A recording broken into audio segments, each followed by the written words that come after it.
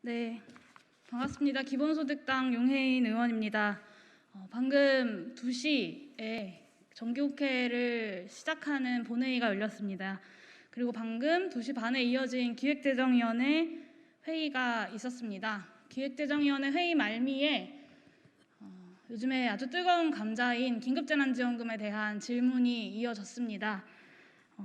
민주당 정일영 의원님께서 추경 없이 선별적으로 지급하는 방식으로 필요한 사람들, 저소득층에게 지원을 할 수는 없냐라고 질문을 했고, 홍남기 경제부총리는 이에 대해서 다양한 방법에 대해서 정부에서 논의 중이다. 당정 간의 협의가 필요하다. 재난지원금의 형식일지는 아직 말씀드릴 수 없다라고 답변했습니다. 이어서 미래통합당의 서병수 의원님께서 긴급재난지원금을 선별적으로 지원하는 것, 그리고 4차 추경을 생각하고 있는지에 대해서 질의를 했습니다. 홍남기 경제부총리는 같은 취지로 대답을 했습니다. 오늘 기획재정위원회에서 나온 이 2차 재난지원금에 대한 질의와 답변을 보면서 참 우려스러웠습니다. 사회적 거리두기가 2.5단계로 격상이 되고 많은 국민들의 일상이 멈춰서고 있습니다. 오늘 일해야만 내일을 먹고 살 수 있는 많은 국민들에게 지금의 사회적 거리두기 2.5단계 경제활동의 중단은 매우 어렵고 고난한 길입니다. 하지만 그럼에도 불구하고 많은 국민들이 이에 대해서 모두를 위해서, 그리고 방역조치의 성공을 위해서 함께 힘을 모아 사회적 거리두기를 하고 일상을 멈추고 있습니다. 그런데도 여전히 정치권, 정부와 국회의 재난기본소득 논의는 선별이냐 아니냐, 왜 모두에게 줘야 하느냐, 코로나19로 피해본 사람들이 부자들은 아니지 않느냐라는 정도의 논의에 머물러 있는 것 같습니다. 앞으로 진행되게 될 이번 정기국회에서 진행되게 될 2차 재난지원금 지급에 대한 논의가 정말 우려스럽습니다. 그래서 저는 오늘 이 자리에서 미래통합당과 더불어민주당에게 2차 재난지원금 끝장 토론을 제안하고자 합니다. 크게 4가지 정도의 쟁점들이 있는 것 같습니다. 긴급재난지원금을 2차로 지급하는 것이 정말 필요한 일인지 자체에 대한 이견이 있습니다. 경제부처의 수장인 홍남기 경제부총리는 현재 이에 대해서 부정적인 입장을 보이고 있습니다.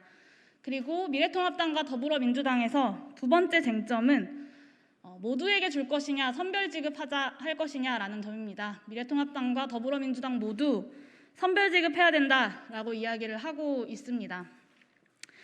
1차 재난지원금을 지급할 당시보다 지금이 훨씬 더 엄중한 상황임에도 불구하고 이번에는 선별해야 된다라고 이야기하는 것을 많은 국민들은 이해하지 못하고 있습니다.